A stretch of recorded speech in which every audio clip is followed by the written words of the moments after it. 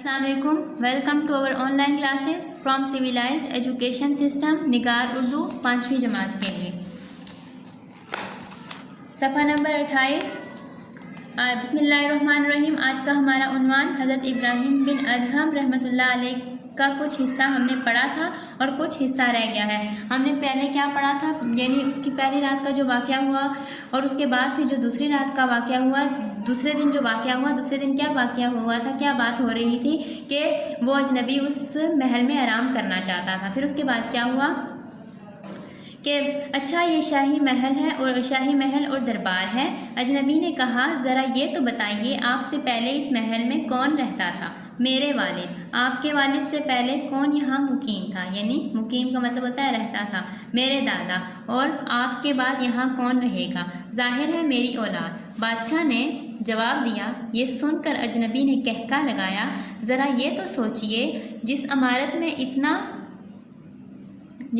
में इतने लोगों का आना जाना हो लेकिन मुस्तकिल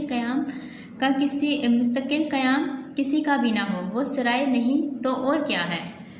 यानी उस बादशाह से जब सवाल किया कि ये महल किसका है, उसने तुमसे पहले यहाँ पे कौन रहता था, उसने कहा मेरे वालिद। यानी यहाँ पे बादशाहत की भी बात हो रही है और नस्ल दर नस्ल बात हो रही है। जैसे किसी का कोई घर हो, पहले उसमें उसके दादा रहते हों, उसका वालिद रहता हो, फिर उसके वालिद रहता हो, यानी नस्ल दर नस्ल जो है वो हो। इसी तरह ये महल भी नस्ल दर नस्ल चला आ रहा था।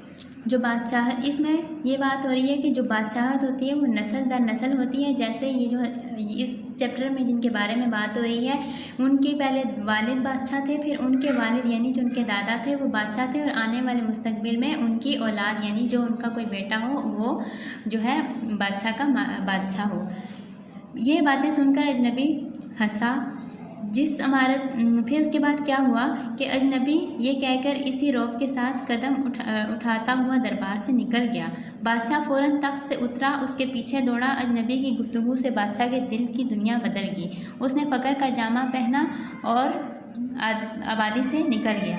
बाद में इसका शुमार अपने वक्त के अजीम बुजुर्गों में हुआ। दुनिया इनको इब्राहिम बिन अदहम के नाम से याद करती है। इनका पूरा नाम इब्राहिम बिन अदहम बिन मंसूर बिन यजीद था। मशहूर है कि वो बल्लख के बादशाह थे।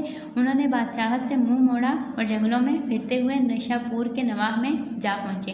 यानी जब वो अजनबी शख्स चला गया, बेखौफ होकर, जैसे वो आया था वो चला गया, तो उस बादशाह के दिल में कि दुनिया बदल गई, एक डर सा पैदा हुआ, एक खौफ सा पैदा हुआ। तो उसने क्या किया, फ़क्र का जामा यानी वो फ़कीर बन के उस महल को छोड़ के, उस बादशाहत को छोड़ के दुनिया उनको इब्राहिम बिन अदहम के नाम से याद करती है। उनका पूरा नाम इब्राहिम बिन अदहम बिन मंसूर बिन यजीद था। मशहूर है कि वो बल्लख के बादशाह थे। उन्होंने बादशाहत से मुंह मोड़ा और जंगलों में फिरते हुए निशापुर के नवाह में जा पहुँचे। वहाँ एक गार में उन्होंने 9 साल का तवील अरसा गुजारा और इबादत में मसरूफ़ रहे। फिर 40 पर मुसलसल अल्लाह ताला के हुजूर रोते और तौबा करते हुए गुजारे। यानी जब वो आदमी चला गया आपको कहकर आपके दिल की दुनिया बदल गई, उन्होंने बादशाहत छोड़ दी और फिर क्या किया, एक फ़कीर बन के एक गार में आ गए और अल्लाह ताला से माफ़ी मांगी अपने गुनाहों की और तौबा करते रहे। फिर उसके बाद मक्का मुकरमा पहुंचकर हज का फरीज़ा अदा किया। वो कई बरस तक हरम शरीफ के मजावर बने रहे। यहाँ क़याम के दौरान बुजुर्गान दीन की कसीर तादाद से मुलाकात का मौका नसीब हुआ। इन बुज़ुर्गों में हज़रत जुनैद बगदादी रहमतुल्लाह अलैह भी थे। यानी उसके बाद जब उन्होंने अल्लाह ताला से माफ़ी मांगी, उसके बाद वो हरम शरीफ यानी मक्का मुकरमा में गए। वहाँ पे मक्का मुकरमा में भी उनका काफ़ी बुजुर्गान दीन यानी जो अल्लाह ताला के वली हैं, काफ़ी ज़्यादा वलियों से उनकी मुलाकात हुई और उन बुज़ुर्गों में जुनैद बगदादी से भी हुई। ये भी एक अल्लाह के वली थे। हज़रत इब्राहिम बिन अदहम ज़हद व तवक्कल के आला मुकाम पर थे। यानी उनको यकीन आ गया कि अल्लाह ताला ही सबको पालने वाला है, रिज़्क़ देने वाला है। आपकी तालीम ये थी कि तवक्कल के मानी कस्ब माश से इनकार नहीं, खुराक हलाल होनी चाहिए। इसीलिए बागबानी, फसलों की कटाई, गेहूं की पिसाई वगैरह से हलाल रिज़्क़ हासिल करते रहे और अपनी कमाई मरीदों पर भी खर्च करते रहे। यानी फिर वो हलाल, वो उनका ये कहना था कि वो हलाल कमाई